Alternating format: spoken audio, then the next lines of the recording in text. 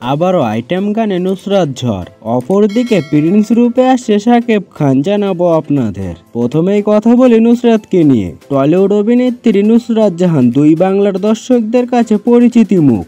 এবারের পবিত্র ঈদ উল ফিতরে মুক্তি পাওয়া তাণ্ডব সিনেমায় শাকিব খানের সঙ্গে তার চাঁদ মামা গানে তার রসায়ন আলোচনায় ছিল।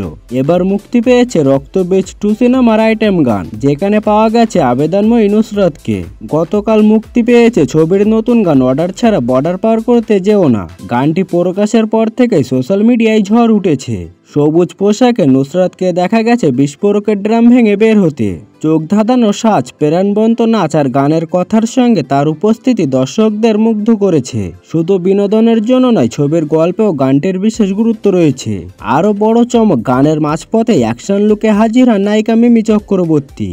এর আগে 14 আগস্ট প্রকাশ হয় ছবির টিজার, যা দেখে ছবির প্রতি কৌতূহল বাড়ে দর্শকের। প্রথম পর্বের মতো এবার অভিনয় করছেন ভিক্টর ব্যানার্জি, আবির চ্যাটার্জি ও মিমি চক্রবর্তী। নতুন করে যুক্ত হয়েছে অঙ্কুশ হাজরা, কৌশানী মুখার্জি এবং সীমা বিশ্বাস।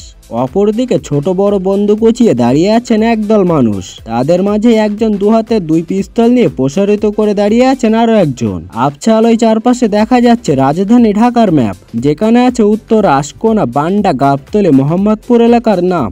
এমন আবহে প্রকাশিত হয়েছে মেগাস্টার শাকিব খান অভিনীত নতুন সিনেমার নাম ঘোষণার পোস্টার। জানানো হয়েছে এই সিনেমাটির নাম প্রিন্স, যার tagline once upon A time in Dhaka. প্রকাশিত পোস্টার পোস্ট করে বলা হচ্ছে, ঘোষণা হলো এক নতুন অধ্যায়ের, শহর চিনবে তার আসল নায়ককে। নির্মাতা আবু হায়াত মাহমুদ আগেই জানিয়েছেন, গুলিস্তান টু গুলশান সব ধরনের দর্শকদের উপভোগের কথা মাথায় রেখে লার্জার দ্যান লাইফ স্কেলে সিনেমাটির নির্মাণের উদ্যোগ নিয়েছেন। এটি 90 দশকের ঢাকাকে কেন্দ্র করে একটি গল্প, যেখানে ক্রাইম, লাভ, অ্যাকশন, ইমোশন, ফ্যামিলি ড্রামা সবকিছুই থাকবে। প্রিন্স সিনেমাতে শাকিব ছাড়াও কারা থাকবেন সেটি চূড়ান্ত হয়নি। চলতি বছরের শেষে সিনেমাটির শুটিং হওয়ার কথা রয়েছে দেশের বাইরে। মুক্তি পাবে আগামী ঈদ উল ফিতরে।